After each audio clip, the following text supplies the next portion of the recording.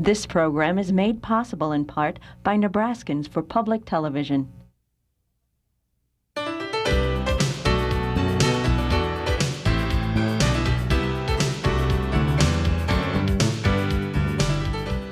Consider this, a news and information program recorded on the campus of the University of Nebraska at Omaha. From the Fireside Lounge in the Milo Bales Student Center, here is your host, Carol Schrader. Hello and welcome back to UNO and to Consider This. My guest this week is a pretty in-demand kind of guy, especially this time of year. If you haven't seen him up close and personal lately, it's because he's in session now. Kermit Bashir, Senator Kermit Bashir of Omaha. A little quick rundown, very active in the legal community in Omaha and governmental subdivision politics, then goes to Lincoln. He is chair of the Judiciary Committee, serves on the Education Committee and the Redistricting Committee, and welcome. Thank you. We've been trying, to get any senator during the session, even though you live in Omaha, to come back in Omaha in time to tape a show. You're just running committees, meetings. We are. If you're doing your full-time employment duties and doing your citizen legislator duties, you have more than a day's work. There are major things going on, as there are every session, but certainly the money issue. No, we don't know, and the governor's going to wait till mid-February till the forecasting board comes out with its latest projection. But I mean, what are we still at? Maybe $70 million cut? No, we still need 50 more. 50. We did 171 in the special session. I tell everybody what they should worry about is that we went down there and in 5 days, without working too hard at it, we found 171, but the next 50 is going to be tougher. It's like losing weight. Yeah, right. You know, you get to that point and then it gets really hard. The $50 million is a lot of money to me and you, and I suppose it's a lot of money wherever, depending on where it comes from. What are your biggest fears about cutting? You're a good Republican. You know that we've doubled our budget in 10 years practically. There's probably places to cut, but what are your personal fears? Well, my personal fears are that you might do some real damage to real services that affect real people. Because the 171 were the extra monies, the cash funds and the things that we could forfeit and utilize. Or put off or whatever. And what further really bothers me is when you look to constructing a new budget in 2003, everybody needs to understand we have to find the 171 and the 50 again, plus anything that might be out there in terms of increase. Right, that's not just a loss this time around, or this is in essence, a permanent loss unless more money comes back. Unless the revenue stream changes. And I'm sure some people, like Ed Jackson, when I would say, that's great, it's a permanent loss, but if it was something that was postponed or put off, then that might be necessary. That's how you end up with a critical need, for instance, to restore your state-owned buildings, because you put off and put off and put off, and ultimately you have disastrous consequences just in terms of maintenance. Or you don't provide services. I mean, right. I don't want to get going here until you point me in the direction we want to go. But I mean, there's some serious problems. Well, out it could there. be everything from we slow down on buying new troopers vehicles. I mean that's how bad it can get, and that can catch up with you. Well, try to quit. I'll give you one example. We have this enormous increase in prison population. We have 27% of our incarcerees are there for substance abuse. I'm not talking pushing or selling. I'm talking substance abuse. They had it, they use it. That's right. 27% of our population is there for that. We're housing them in the most expensive kind of detention we can muster, $22,000 per person per year, and we don't have programs sufficient to treat them all. We don't have programs to parole them to. So the issue is crisis-wise, pound foolish. Right. And that's what you fear. When you talk about real people, real services, name one area that is probably. I mean, you just kind of mentioned one where it needs some bolstering. And I mentioned it because corrections has been a major problem. Sure, we put up a new prison. We've doubled the budget. We've gone from $50 million in total correction spending to over $100 million in 6 years. Well, and they're making, since you're on the Judiciary Committee, you know that they're making some strides with drug courts and things for the less hardened user. But there That's are exactly no where we program. need- There may not be money for the programs to get these people through the system really fast. That's correct. So. We got a lot of work to do in that area, but I didn't mean to No, but drag it off. that's on an the- example. That's an of- example. That's an example. What is the situation with state assistance to various kinds of people? You know, we work to get people off welfare that perhaps could have been vended back into the work situation. Now we have an economy. I mean, are you afraid there's going to be some gaps there? That's what I mean by real people, real services. But I've got to tell you that's not a subset that I'm as experienced in as those in the. But it is Judiciary one that Committee. you have to be careful where you cut, because that we could be on an upswing That's right. in that particular area right now. That's right. Well, one of my personal interests, and I'll throw it out here, is Well, that I've that's been. why you're here. I've You're been- allowed. I've been advocating it for years. Very few people understand why we're here. First of all, we have too much government, and yes, we need to be cutting things. And cutting things in government is extremely difficult to do. But anybody can say that. The question is, we need to get it done. But we also are suffering a tremendous deterioration in our revenues because of our tax base. We have one of the narrowest tax bases in the nation, and the classic. But we have some limits, so. And we exempt a number of things. We have 7 single-spaced pages of exemptions and exceptions that we do not tax. Services is one that you're looking at. Absolutely. Expanding that. There The are some classic services. illustration is people will say to you, well, they don't even have an income tax in South Dakota. And we usually don't go around trying to copy South Dakota as the But model they of have government. And they have more hundreds. reasonable property tax. But guess what? Hundreds of services. are We taxed. tax 49 services in Nebraska. They tax 142 services, 100 more services. So it's a lot of this is deciding, how do you want to pay tax? And one of the issues that I think I learned early on in terms of public service, the tax that people want to pay or don't care if they do pay is sales tax. My case in point, a couple sessions ago when we decided we had excess revenue and we reduced the property tax or the sales tax by 0.5%. No one said anything. I didn't expect to say thank you, but no one said anything. They Guess didn't what? they felt it A in year small later, pieces. when it went back up by 0.5%, nobody seemed to notice. No one. But this is where, for as many years as I've been doing sit-down interviews like this, which is about 2 decades now, tax relief has been an issue, but also tax reform. Everybody knows there's this big thing that has to be done, is to really look at it all, and everybody's going to have to take something somewhere. Correct. You know, the different companies that don't want you to tax their service because they think that's going to hurt them. And we've done kind of piecemeal stuff, and we've looked at things. We do it all piecemeal. We haven't had a comprehensive look at our total economy and our total tax structure since the early 1960s under Governor Tiemann, and we thanked him by turning Kicking him out of office. when he pushed the Brought sales in the tax. sales and income tax. It is time to look at the whole thing, and that's what I've continued to propose. And it's not about me, but somebody has to take the point. I've always said we'll do it when we can or when we must, and I think we're approaching the time when we must. But if you're really pushed into the must corner, means then there'll be some more just jerry-rigging of this Rube Goldberg I thing. think the problem we will encounter over the next several years will be so significant that we will have to deal with our tax base and our tax structure. Our property tax, for instance, with no criticism of local subdivisions. of anyone, the property tax reform has not worked. The lids and levy limits and so on have not produced the desired result. And then we had state, for instance, in education, we had, the state aid to education, and so it just complicates the formula. We're now at $1 billion in aid to local governments. Well, that's just send it to Lincoln. Lincoln sends it back. I don't like that personally. I mean, I think every time you send it somewhere, you lose some. But that's just every time I write off You think it takes April people 15th. to count it and May April 15th, I feel that.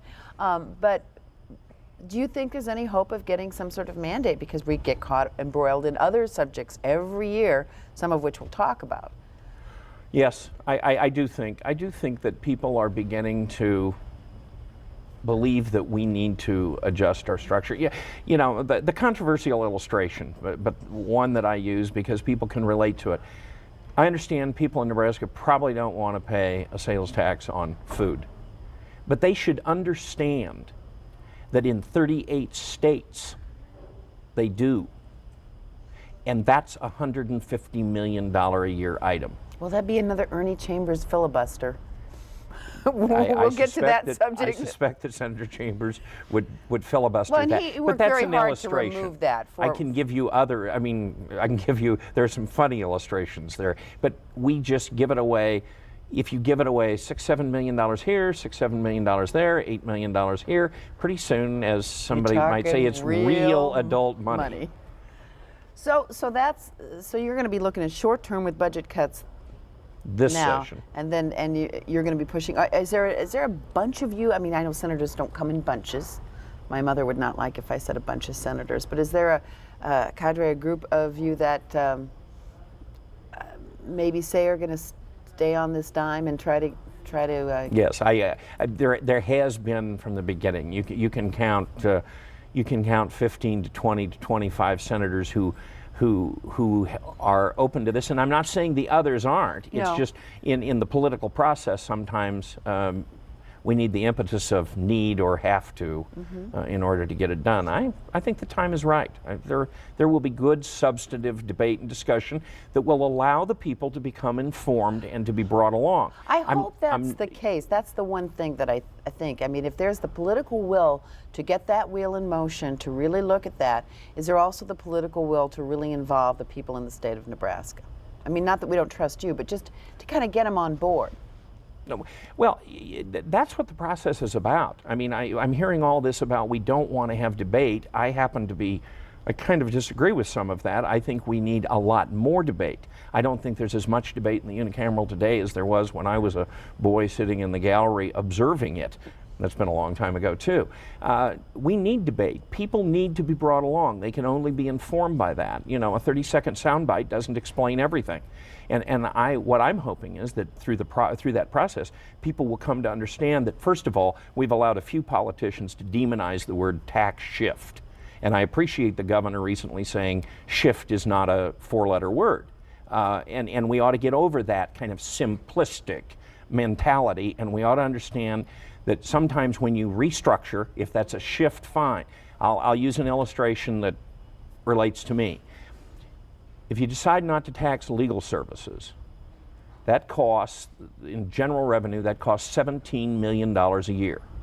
Now, if you shift from property tax or sales tax, property tax or income tax to absorb that $17 million of revenue, not everybody pays that tax. It's only going to be the people who use lawyers. And some people never use them and are happy about it.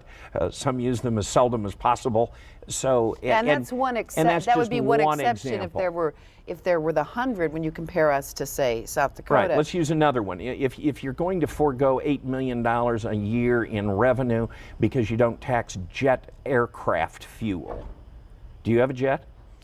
No, I've Neither do I. occasionally ridden on one. Neither do I. My point being, that is not just the same tax on the same people in the same way. Yeah. It's a new tax on other people, and we might be able to provide some relief that people need. I've always designed this broadening the tax base bill or program, whatever you want to call it, in terms of property tax, using any excess or new revenue for property tax relief and income tax relief. Sounds good in theory, but it's bound to happen, and you're going to help push.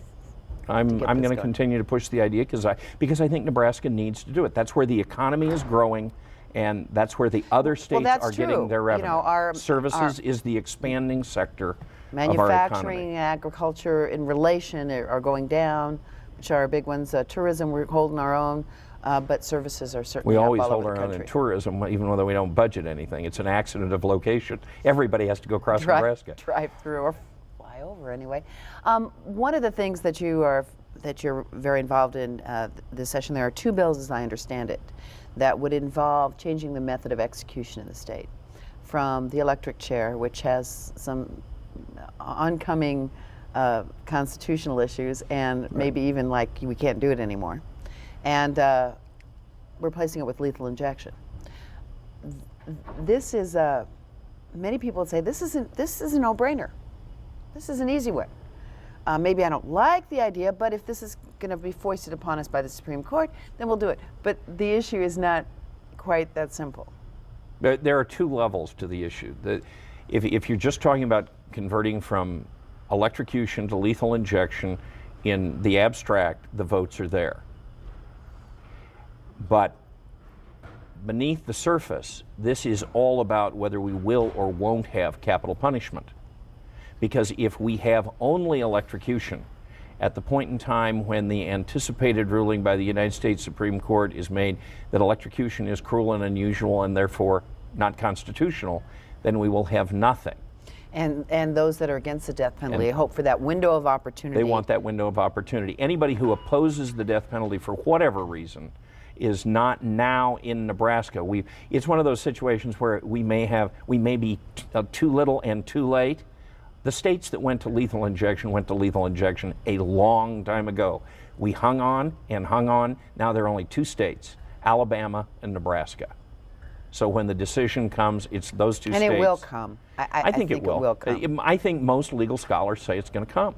If nothing else, because not just the scientific, what happens in an electrocution versus legal, but the fact that so many states have changed speaks some volumes it says in and of something itself. about how justice should evolve in accordance with community standards and attitudes. Well, so this is going to be difficult, and of course one of the loudest voices will be Senator Chambers. You certainly have shown at least an ear to people that are concerned about things like the unjust, the unfairness in the death penalty sentencing with the study that you were able to get through the legislature, and it was done last year and finished. And so, I mean, they don't think you're just an awful person down there, the anti-death penalty people. I continue to support the death penalty. I don't have a moral or legal problem with the death penalty, but I do have a problem with it if it is not proportionately and equitably, therefore justly administered. And some of our politicians have spun the death penalty study that was done by the legislature so as to say, well, everything in Nebraska is fine. That's not what the study says. But there were some. There were some good things. It said that we're a good state. We have a good justice system. We have good people. But it didn't say everything was fine. Across the state, it's not necessarily, even although that's right. we don't discriminate in terms of the death penalty in terms of poor versus rich in one jurisdiction or black versus white in one jurisdiction. But the even-handedness in... But the smaller rural counties will plea bargain much differently with regard to the same crime. Heinous or violent crime than will the urban districts where you have paid staffs of experienced prosecutors who can handle the case law. And they've done it before. It's an entirely different situation. That's a different standard of justice. So how does the study, waiting some time, doing that study, fit in with the argument then about the lethal injection, or is it just totally separate? See, you should run for the legislature. That's how you begin to look at different people's interests and see how you can couple something together. That's why there probably won't be two bills. There will probably be three, because I'm getting another one ready. But you wait a minute, three bills on the same thing? Sure. Oh, why not? Different ideas, written differently. We can do a composite of the best ideas. Legislating is about teamwork.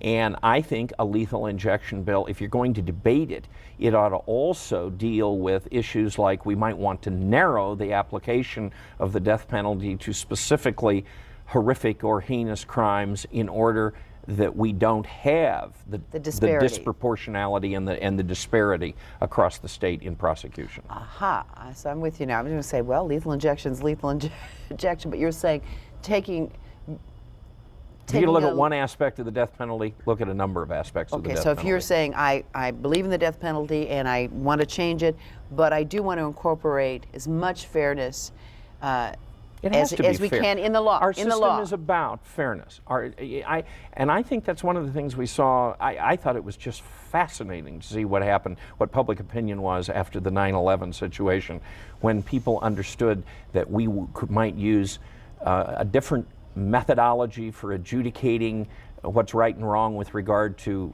foreign terrorists. The But if- military court. the military courts and that sort of thing, and public opinion was strongly in favor, but all those public opinion surveys clearly showed that people expected a different standard for citizens of the United States of America. Very interesting. People understand these issues.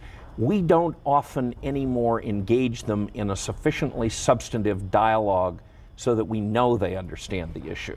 And this is a good issue to point out where there may be a disconnect, not into how you understand it versus Joe or Mary on the street, but that there's a misunderstanding of how you perceive it versus how, or how much thought Joe and Mary on the street have given it, or are they? Would they really take the time if engaged? This is a very busy world. Everybody can't think deeply about the same subjects all the time. I mean, Except you. we're sent down there to look at these things. That's what they entrust us to do. It's going to be an interesting debate, no Will be. matter what. Will be. No matter Yes. what. Besides the normal, we're gonna be there, the let's normal debate. That's what side it's about. shows that are involved in the death penalty. No matter how you feel on it, there's certain givens, Ernie's speeches and certain things and some demonstrations and that. But there will be a little more depth maybe to this debate. There's a lot of data there that we can utilize to inform the people. Speaking of Senator Chambers, he seems to always be stirring things up, and that's what he does. He's a gadfly, and that's his role. He pricks at the conscience and thought processes of people. But his recent comments about Catholics and the Catholic Church as a political entity have just kicked up a new cloud of dust around him. And there was talk of censure. Something tells me that doesn't fit your way of handling or dealing with someone who has served the state fairly well in many capacities. Well, he certainly served a constituency that has constantly reelected him, and he served them very faithfully. There are people who will challenge that, but that constituency is entitled to have the representative that they want. My idea, He's on the Judiciary Committee. He's on the with you. You're Judiciary. both He's the senior member of the Judiciary Committee. You're the chair and he's the senior member. That's correct. You can't control any other legislator. Period. Period. You can try, but for instance, the Constitution of the state of Nebraska specifically says that nobody can be sued or otherwise challenged, so to speak, for what they say on the floor of the legislature. Our forefathers thought it was very, very important for somebody to be able to go down there and either distinguish themselves or make a fool out of themselves, or something in between. Just so they don't get the cane out like they did in Congress with Charles Sumner. And I think Senator Chambers and I have had this discussion. I understand some people think he runs the legislature. I've told him he doesn't run the legislature that I'm a member of. And I don't want him to think he does, because he doesn't.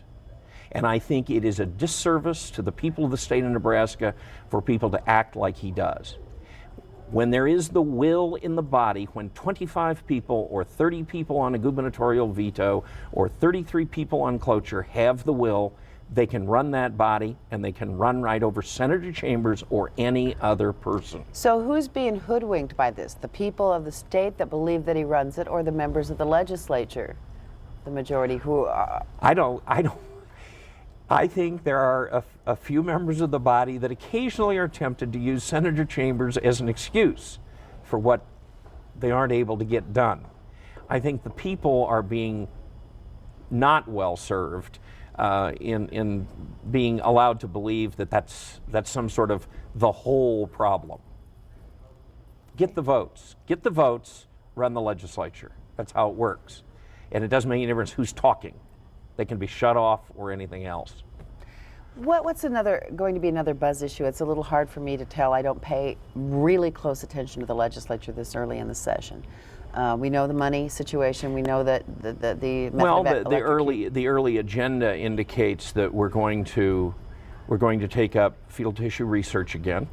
That in what respect? Even more limitations? No, it's the same bill, which had 8 hours and 3 minutes of debate last year, and was bracketed in order to move on to other things. This year, it appears that at the beginning of the session, we have some time. I think that'll have some debate, and then there will probably be a motion for cloture. And if it gets 33 votes, then it'll advance. If it doesn't, I think that's that bill for this session. We're going to have some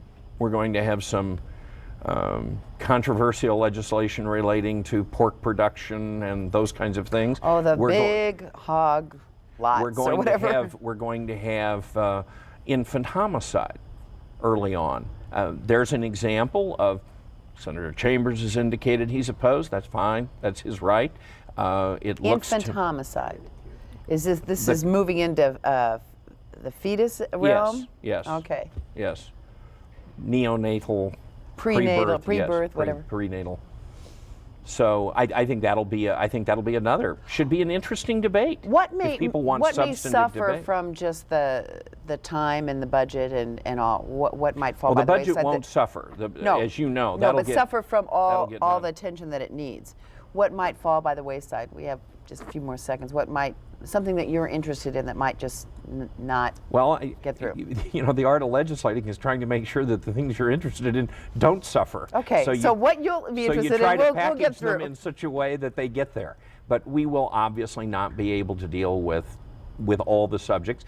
But sometimes you're introducing a bill one session in order to begin to discuss it with your colleagues in order that it'll be ripe for decision in another session. Pluck the bill when it's ripe. Something like that. Really want to thank you for taking the time. This is just the beginning of a whiz-bang session, I'm sure, and we'll be hearing a lot from you, as we always do during this session. Thank you, Kermit Brashear. Thank you. And I enjoyed it.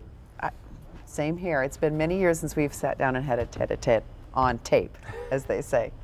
Want to remind you folks that you can see the show that we just did with Kermit Brashear or any of the archived editions of Viewpoint. All you have to do is go to unotv.unomaha.edu on your World Wide Web, and a couple of clicks will get you there. Again, thanks to Kermit Brashear, and thank you for joining us this week on Consider This.